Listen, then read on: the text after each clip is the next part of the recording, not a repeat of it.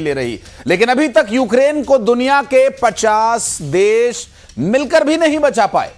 पिछले 24 घंटे में रूस की सेना ने अपनी घातक मिसाइलों और ड्रोन से इतने प्रचंड हमले किए कि यूक्रेन के करीब 30 शहर जल गए। देखा जाए तो 3.5 साल की इस जंग में पुतिन ने यूक्रेन को रौंद डाला है।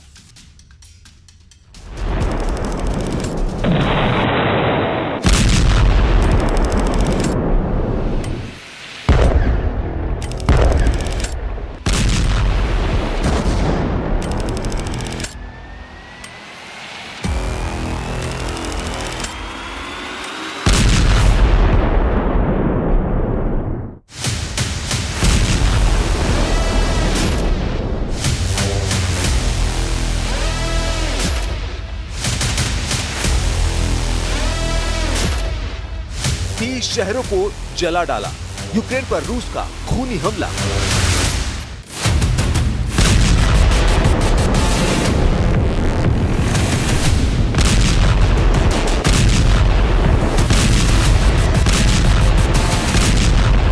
एक 1186 दिन से ज्यादा की जंग में रूस ने यूक्रेन के लगभग 21% से ज्यादा इलाके पर कब्जा कर लिया है, लेकिन उसके बाद भी पुतिन की रूसी सेना रुकने का नाम नहीं ले रही है।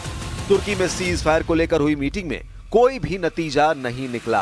राष्ट्रपति ट्रंप ने पूरा जोर लगाया कि किसी तरह से रूस और यूक्रेन के बीच सीज फायर हो जाए, लेकिन हुआ उल्टा। अब पुतिन की रूसी सेना ने यूक्रेन के 30 से ज्यादा शहरों पर चुन चुनकर हमले शुरू कर दिए हैं।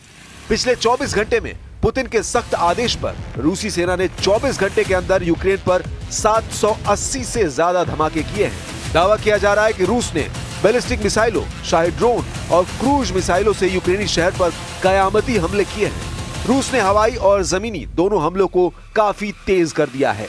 वॉर एक्सपर्ट्स के मुताबिक सीज फायर वार्ता बेनतीजा निकलने के बाद से यूक्रेन पर रूस ने 40% से ज्यादा हमले अब तक किए हैं। कुछ रिपोर्ट्स में दावा किया गया है कि अब पुतिन आधे यूक्रेन पर नहीं बल्कि पूरे यूक्रेन पर कब्जा करने की कोशिश करने लगे हैं। नहीं रुकेगी जंग, यूक्रेन के 5 प्रांतों पर कब्जा।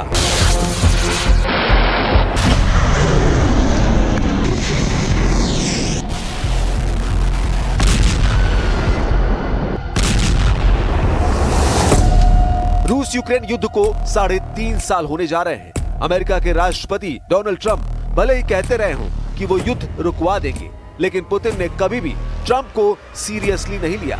पुतिन का मिशन पूरी तरह से यूक्रेन पर फोकस है और यही वजह है कि रूस 1186 दिन से ज्यादा की जंग में यूक्रेन को धुआं कर चुका है। पिछले 24 घंटे में जिस तरह के खौफनाक और खूनी हमले रूस ने यूक्रेन पर किए हैं, उसने जेलेंस्की की बोलती बंद कर दी है। रूस ने 23 और 24 मई की रात में यूक्रेन के 30 से ज्यादा शहरों और गांवों पर भीषण हमला किया है। इस हमले में 20 से ज्यादा लोगों की जान चली गई और कई घायल हो गए। यूक्रेनी राष्ट्रपति व्लादिमीर जेलेंस्की ने इस हमले की निंदा करते हुए एक तीखा बयान जारी किया और अंतर्राष्ट्रीय समुदाय से तत्काल कार्रवाई की मांग की। जेलेंस्की ने ट्वीट कर कहा, हमारी आपातकालीन टीमें लगातार जमीन पर काम कर रही हैं। जहां जरूरत है वहां लोगों को राहत दी जा रही है। जेलेंस्की ने लिखा, रूसी हमले की भयावहता का अंदाजा इसी से लगाया जा सकता है कि रूस ने एक ही रात में लगभग 300 हमलावर ड्रोन से अटैक किए हैं। इसमें अधिकांश ईरान निर्मित शाहिद 136B ड्रोन थे, जिन्होंने यूक्रेनी इलाकों को तबाह किया है। इसके साथ ही रूस ने करीब 70 बैलिस्टिक और क्रूज मिसाइलों से भी विभिन्न शहरों पर हमला किया। यूक्रेनी वायुसेना के मुताबिक रूस ने 14 इस्कंदर M और KN-23 बैलिस्टिक मिसाइलों से हमले किए हैं। इसके अलावा 250 हमलावर शाही ड्रोन से हमले किए हैं। यूक्रेनी सेना का दावा है कि उसने यूक्रेन की 6 बैलिस्टिक मिसाइलों और 128 ड्रोन को मार गिराया। रूसी हमलों से यूक्रेन की राजधानी कीव समेत Zhytomyr, Khmelnytskyi, Ternopil, Chernihiv, Sumy, Odesa, Poltava, Dnipro, Mykolaiv, Kharkiv और चरकासी क्षेत्र में भारी नुकसान हुआ है।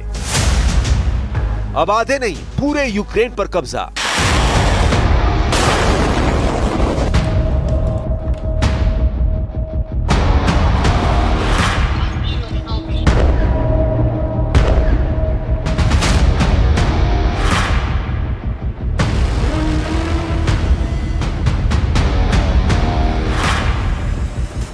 यूएन के मुताबिक 3.5 साल की जंग में 30 लाख यूक्रेनी अपने ही देश में दूसरे ठिकानों पर जा चुके, जबकि 60 लाख से ज्यादा यूक्रेनी विदेशों में शरण लिए हुए हैं। इधर पुतिन ने अमेरिका और यूक्रेन को साफ कह दिया है कि अगर सीज फायर चाहते हो तो यूक्रेन के कम से कम 5 प्रांत रूस के हवाले कर दो।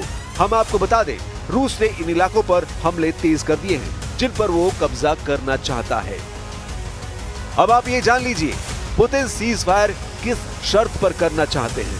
रूसी सूत्रों के मुताबिक रूस ने यूक्रेन से 5 प्रांत देने को कहा है। रूस जिन 5 जगहों से यूक्रेन की आर्मी को हटाने पर तुला है वे हैं डोनेस्क, खेरसोन, खार्किव, ज़पोरोजिया और लुहांस्क। डोनेस्क एरिया में रशियन बोलने वालों का प्रतिशत ज्यादा है जो खुद को रूस के करीब मानते हैं।